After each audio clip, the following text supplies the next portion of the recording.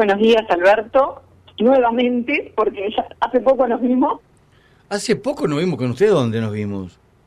Ayer en la sala cero del Teatro del Galpón, con toda la banda viajera preparando los en 4 la sala pericios del cero. 2020. Ayer en la sala cero Teatro del Galpón. ¿Está segura usted? Estoy segura que en todas partes. ¿Y qué fue lo que hizo usted ayer ahí? Y conté un poquito los avances, algunos lugares de los que la banda va a visitar por Asia, por Turquía, por Jordania, Israel, Egipto y algunos de los lugares del periplo de América Latina que se va a dividir en 3 viajes, en México, en Cuba y en Perú. ¿Qué tal? Bueno. La felicito. Tenemos para todas las opciones. Bien. Ayer usted le contaba a la gente que hoy íbamos a ir por un barrio muy especial, muy particular. Exactamente, un barrio muy particular con muchísima historia, que tiene también esos barrios de identidad muy fuerte. Por eso vamos a cerrar con un tema de un residente, de un natural de la zona que trata de rescatar eso, pero vamos a conocer por qué se genera toda esta movida en el barrio del Buceo. Es un barrio muy querido por sus habitantes, por sus antiguos habitantes, muy recordado también. Y bueno, cómo comenzó y cómo se ensambla la historia de este barrio del Buceo en lo que es la historia y la evolución de nuestra ciudad. Primero que nada, definir la zona. Hoy el barrio Buceo lo ubicamos fundamentalmente en la parte costera, con la Rambla Armenia, y pensamos un poco más en los límites al norte, la calle Ramón Anador, la Rambla Hostalería, y en sus límites laterales lo que puede ser las calles, por ejemplo, Julio César, Marco Bruto, pero en los inicios del Montevideo colonial la zona era bastante más amplia. Lo que hemos hablado en los anteriores encuentros, las anteriores locuciones de la zona este de Montevideo también era comprendido dentro de la zona del Buceo desde el Montevideo colonial. ¿Y qué tiene que ver un poco Montevideo colonial con Buceo? Parece que no son dos cosas que se pueden unir, pero hay una unión que no se explica porque allá, por el siglo XVIII, hubo 3 barcos que llevaban importantes cargas. 2 de ellos se hundieron en la zona del Buceo, en la costa del Buceo Malvin, lo que hoy sería Buceo Malvin. Estos barcos se hundieron hacia 1752, 1772, 1780, y a partir del primer hundimiento de Nuestra Señora de la Luz, es que el gobernador de Montevideo, Joaquín de Viana, dice, bueno, lo que quedó en este barco tenemos que tratar de rescatar. Y bueno, con las primitivas técnicas de buceo del siglo XVIII, encomienda una misión de tratar de rescatar algo de lo que había quedado de este barco Nuestra Señora de la Luz. Los barcos en el siglo XVIII llevaban una carga legal, podríamos decir, y otra carga ilegal. Entonces, más allá de la riqueza declarada, tenían otra riqueza no declarada. Entonces, la idea era poder rescatar ambas riquezas. Tiene relativo éxito, pero 20 años después sucede lo mismo. Y en ambos casos la idea es, bueno, tratar de bucear y tratar de rescatar algo de la mercadería. En ese caso es que así toma la plaza del Buceo de Nuestra Señora de la Luz primero, y después va quedando como la plaza, la zona del buceo en búsqueda de estas mercancías que estos barcos accidentados habían perdido. En el último rescate, el de 1780, en ese caso sí se pudo rescatar, si bien se hundió el barco, se pudo rescatar mucho más. La zona tiene su particularidad, tiene su beneficio. El hecho de que cuente con un puerto, hoy puerto deportivo, es muy positivo, pero también en una época con escasa señalización, con escasos faros, comprometía bastante la navegación por la zona. De ahí que, bueno, estos 3 grandes accidentes, y que fuera necesario desde la Gobernación de Montevideo tratar de rescatar mediante las técnicas de buceo de la época, muy diferentes a las que podemos conocer un siglo después, tratar de rescatar. Ahí es el nombre de por qué buceo, ¿sí? Pero la historia del buceo también de la zona tiene una tradición militar muy fuerte. Y es que a poco de comenzado el siglo XIX, nuestra ciudad sufre la invasión inglesa. Cuando pensamos en invasión inglesa, muchas veces lo que inmediatamente nos retrotrae es la calle Brecha en Ciudad Vieja. Pero para los ingleses llegar a atacar la ciudad, lo que hoy decimos Ciudad Vieja, y puntualmente hacer la brecha en la muralla, primero tuvieron que ir acercándose. Primero fue por la zona de lo que hoy es el departamento de Maldonado, y posteriormente iniciaron un camino por la costa que también fue controlado por las tropas españolas, por las tropas blandengues. Por ejemplo, Artigas estuvo en esas actividades, pero bueno, finalmente no pudieron, las actividades militares españolas no pudieron con la invasión, y finalmente los ingleses en 1807 van a desembarcar en la zona del buceo, y desde ahí van a ir avanzando por lo que sería la zona de la costa hasta la zona del cordón, donde se va a suceder la batalla del Cardal. Para ubicarnos en nuestra ciudad actualmente, la batalla del Cardal se sucede donde la zona de la Universidad de la República. 18 y Tristán, por el lado de Guayabo, hay un monolito que recuerda, bueno, esta es la batalla del Cardal, donde los montevideanos se enfrentan a las tropas inglesas, las tropas inglesas van a avanzar y finalmente van a tomar la ciudad, tanto por mar como por tierra.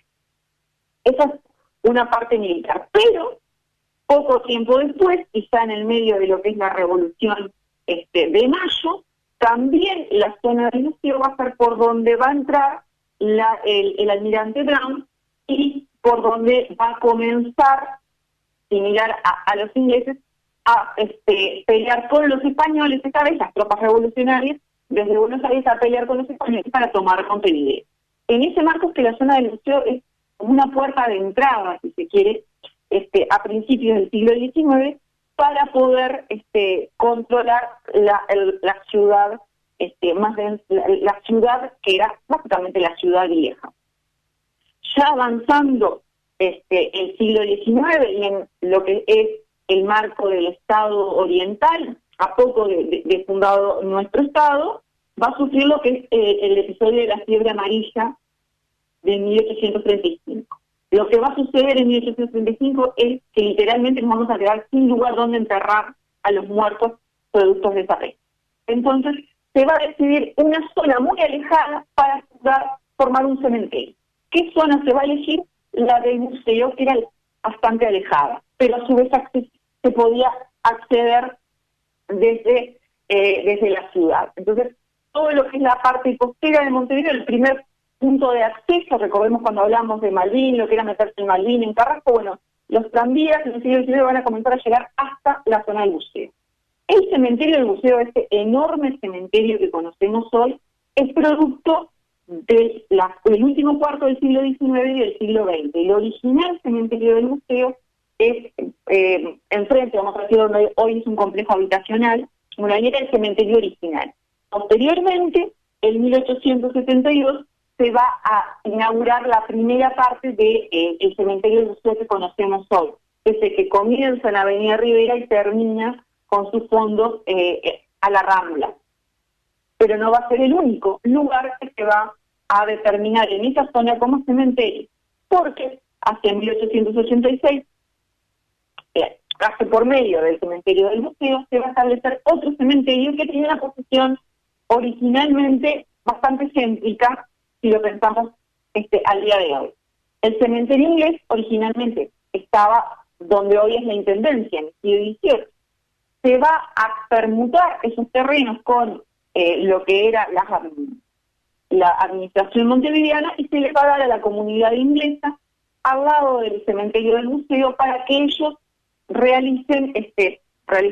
muden, trasladen su cementerio y lo hagan de cierta forma más estructurado y más lujoso. El cementerio del buceo actual que conocemos hoy que tiene un centro cultural donde, bueno, hay diferentes personalidades que tienen que ver con la cultura inglesa que están allí, y también nos muestra, bueno, otra forma de entender la muerte y otra forma de entender el proceso del entierro diferente a lo que es la religión católica. En el cementerio inglés, los entierros se hacen de acuerdo a la religión anglosajona.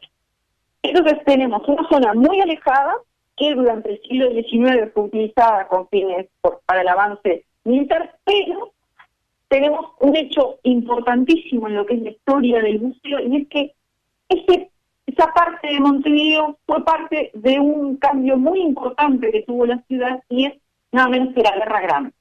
Ya lo hemos hablado en zonas como el Cerrito o la Unión, que la Guerra Grande entre 1839 y 1851 dividió la ciudad en dos, en lo que era la parte de la defensa de los Colorados, de Rivera, de Suárez, hacia lo que es Centro Ciudad Vieja actual, y la parte de lo que son los barrios actuales de Cerrito, Unión y Museo, bajo el control de los sitiadores del gobierno de Oribe de los Blancos. Entonces, el gobierno de sitiador de Oribe se ubicaba desde el Cerrito de la Victoria, en la posición estratégica, la Unión, donde tenían su ejecutivo y sus centros de recursos militares, y necesitaban una zona de salida, porque el puerto de Montevideo estaba bajo el gobierno de la defensa. Es así que la zona que van a ocupar es lo que hoy conocemos como el puertito del Museo. El puerto del Museo, si nosotros lo observamos, hoy es un puerto deportivo, pero en sus orígenes funcionó como un pequeño puerto en este periodo de nuestra historia donde la ciudad y el país estaba dividido entre colorados y blancos. Posteriormente también a la salida y entrada que necesitaba el ejército sitiador de Oribe, también necesitaba una aduana. Y es así que van a rearmar en base a un edificio que había, que era el Saladero de Pico, y se va a transformar eso en lo que hoy conocemos como la aduana de Oribe, que es un museo que se puede visitar. Es un edificio de ladrillo muy sencillo que sobrevivió a algunos intentos de demolición en el siglo XX, y que hoy lo tenemos como testimonio de lo que fue esa época. Entonces, si nosotros nos ubicamos en el puertito del museo, vamos a poder ver lo que es un puerto deportivo actual, pero el formato es el del puerto original del siglo XIX, que sirvió para abastecer al gobierno sitiador de Oribe. Además, también tenemos que ir pensando que la ciudad, como con los barrios, como con los demás barrios que hemos visto, va avanzando. A partir del siglo XIX, y con el establecimiento de los cementerios, de algunas otras industrias como saladeros, que va llegando población y se va asentando cada vez más. Hay una actividad que el puerto del Buceo todavía se sigue realizando, y es la pesca. Era frecuente que ahí se ubicaran pescadores en esa zona, en humildes viviendas construidas con latas. Por eso en una época también se le decía la latería, el barrio de latas, en el siglo XIX. Comenzando el siglo XX, Montevideo cada vez se va expandiendo más, y en lo que es la zona del museo, del actual barrio del Museo, en esa zona de pescadores, del puerto, también se van a ir estableciendo algunas viviendas que tenían un uso recreativo de fin de semana, especialmente para fines, digamos, algo joviales, para fiestas particulares, donde se hacían cantarolas, donde se hacía todo lo que en la ciudad no estaba bien visto, y se comenzaron a establecer estos ranchos con ese fin. También, hacia el ingreso al siglo XX, se comienza, el cementerio va creciendo y va a construir un edificio para su morgue. Ese edificio, que originalmente fue la morgue del cementerio del Museo, hoy lo podemos observar de otra forma. ¿Y qué fue lo que pasó? Bueno, dos cosas pasaron desde esa morgue del puerto del Museo en la curva de la muerte, como se le llama a esa zona, y es que si nosotros pensamos, esta morgue ya no la reconocemos, pero sí reconocemos el Museo Oceanográfico, con un minarete con una característica de edificación que no nos hace pensar en una morgue justamente. Bueno, hacia 1920 esta zona de ranchos, se juntaban, la bohemia de Montevideo se alejaba de la ciudad y podía tener sus fiestas, fue vista por un empresario italiano, un empresario de la noche, podríamos decir, que se dedicó a tenía por la ciudad otros emprendimientos similares y era un cabaret. Pero el cabaret que montó ahí en esta antigua morgue era diferente. Era el cabaret más lujoso de Montevideo, y cuando pensamos en cabaret no solamente pensamos en música y en baile, era cabaret, pero era también un prostíbulo, y en ese, obviamente, la morgue era un edificio mucho más sencillo, y en lo que va a ser darle un encanto particular a ese edificio con la construcción de un minarete, con la construcción de arcos que nos hacen pensar, la idea era transmitir todo lo que era la cultura oriental, lo que eran las 1001 noches, porque realmente la idea de su negocio era presentar un cabaret de lujo para Montevideo en una zona alejada, pero que era frecuentada por la bohemia. Entonces, en esa zona se conjugaban varias cosas. Por un lado, la población era escasa, la edificación más importante era una aduana que estaba bastante venida menos, ya el edificio no funcionaba como tal, y un cementerio. Era el lugar ideal para estas actividades nocturnas que, pensemos con la moral de inicios del siglo XX, eran bastante mal miradas en aquella época. Entonces, este señor de origen italiano va a construir este cabaret y, por ejemplo, hay crónicas muy interesantes que hablan de algunas prácticas que tenía este cabaret para la época que realmente eran diferentes a lo que se ofrecía en el resto de los cabarets de Montevideo. Se habla incluso de lo que hoy podríamos llamar como travestis o diferentes opciones sexuales. Bueno, parece que este cabaret tenía sus opciones. Y además era, según cuenta las crónicas, uno de los pocos lugares donde se vendía un trago muy conocido en aquella época, que era muy común también en París, y que se llamaba helada verde, que era nada menos que ajenjo y absenta, la bebida, por ejemplo, de los impresionistas y de todo el vodevil parisino europeo de inicios del siglo XX. O sea, quiso transformar realmente este cabaret en algo al estilo europeo. Este negocio no prosperó y hacia mediados de siglo lo va a tomar el Estado, primero como centro de oceanografía y posteriormente como museo, que es como lo podemos conocer en la actualidad. Eso para ir conociendo un poco algunos puntos de museo, que no son los únicos, por supuesto. En el siglo XX tenemos edificios que se destacan por su arquitectura. Si nosotros miramos hoy el paisaje del museo, podemos ver edificios que son característicos y que son parte de ese avance de la arquitectura del siglo XX que dejó su huella. Por citar nada más que tres: el Yacht Club, que es de inicios de la década del 30, es un edificio de Art Deco que simula un barco que entra en el mar. El edificio Panamericano también, que en su momento fue una construcción muy destacada, no solo de Montevideo, sino de Latinoamérica, y que tenía un estudio del arquitecto donde actualmente que se iba a demoler, pero no se demolió y actualmente es visible desde la Rambla. Y finalmente ya en el último tramo del siglo XX, el primer shopping del país, como es Montevideo Shopping, y que se emplazó en un lugar muy particular porque fue donde antiguamente había un hospital para tuberculosis. Aquellos que decimos la muerte la alejamos, bueno, la tuberculosis también, y en lo que es la zona de Montevideo Shopping, en el siglo XIX se construyó un hospital Ferreira para tratar estas dolencias. Incluso en una época Gardel, que ya lo nombramos, que era asiduo a esa zona, también fue a cantar para los enfermos.